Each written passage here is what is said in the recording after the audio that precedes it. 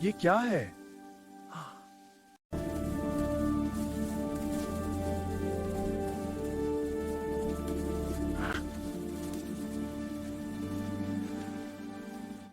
ये पेड़ सूखा हुआ क्यों है?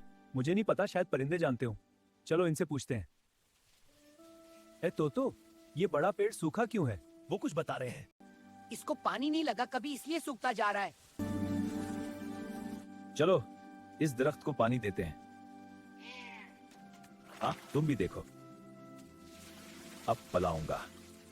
बहुत अच्छा, ये ले।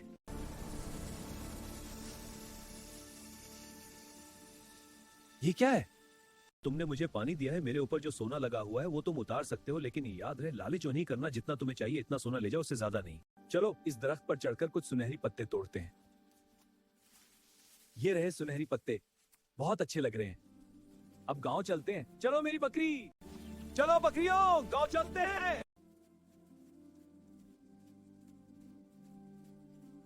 अम्मी जान, ये देखो सुनहरी पत्ते। बेटा ये तो सोने के हैं।